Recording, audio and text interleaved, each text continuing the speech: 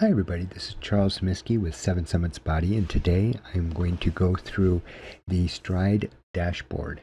So first of all, I did a workout this morning. This is an example. It's called Cyclist at 10K is the training program, and today's workout was called Short and Sharp. And it's 2.2 miles where you got to warm up slowly to a very short high speed for this program. Interval of only 0.05 miles, followed by a 0.25 mile at 4.3 mile per hour cycle. There it is right there, so you can see what that looks like. Now, if we go look at Stryd, you can see the average elapsed pace. Here's the stats. Let's go back. So the average power, time, pace, and distance, along with the percentage that you spent in each of the various zones, the wattage zones, which we'll look at a different time. The workout type interval, you can pick this off a drop down. I selected interval, and the running perceived exertion, mine was 4.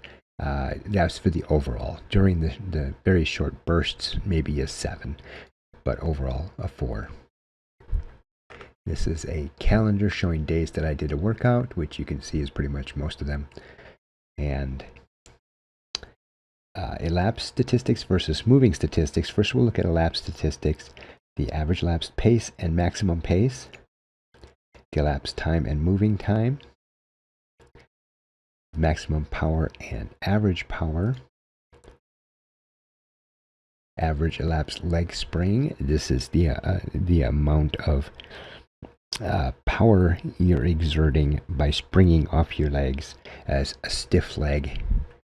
Oddly, the way they describe it, a stiffer leg gives you more spring, a softer leg gives you less spring. And the form power is how much of your power is being expended mostly in just keeping you upright. You know, if I'm reading it correctly, and maybe we'll go through those another time. Vertical oscillation of 3.5 centimeters, and actually that's fairly low compared to some of my other workouts. Cadence of 133, and a ground time of 591.6, which is how long, milliseconds, how long your feet are on the ground. And the distance is 3.2. There's no other option for that. It's just the distance.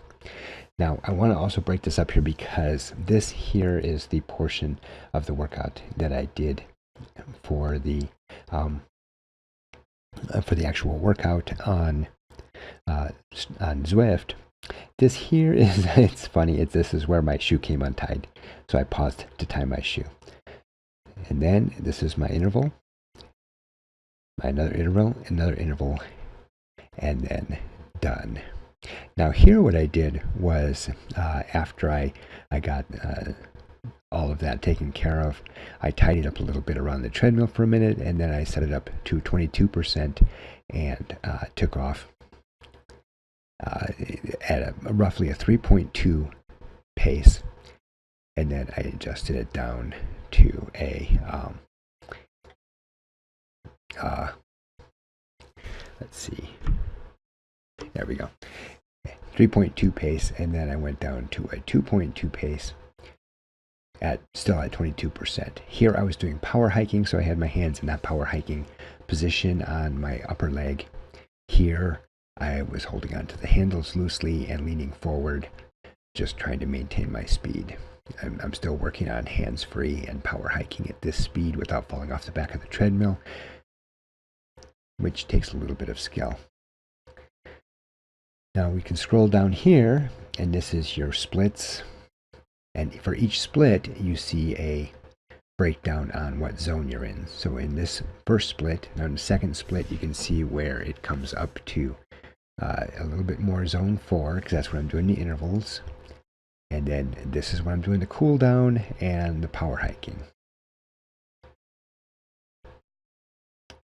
And we can select it miles, kilometers for the splits. This is a calendar, so you can see days I've done multiple workouts, which sometimes I will just finish the Zwift and then do the power hiking as a separate workout. Now in this graph, you can also pick the different graphs to show. So we can show a cadence graph,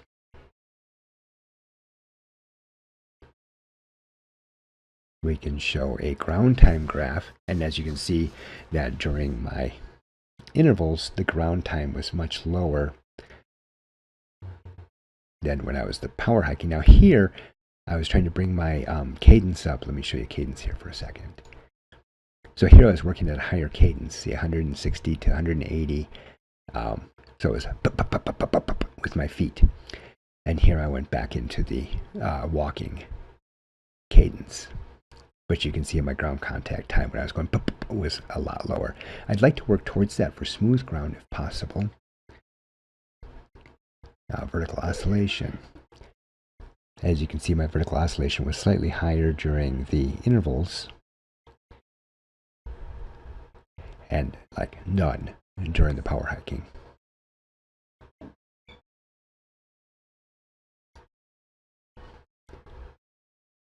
Now you see that form power didn't really change significantly during the intervals, which is interesting to see. I was still expending the same amount of power in form power.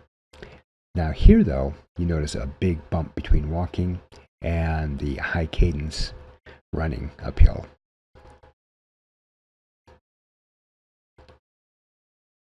And that's just a quick look at the Stryd Dashboard, and we'll go into it in more depth we'll break down some of these others using other workouts to compare them to and just see where we're at.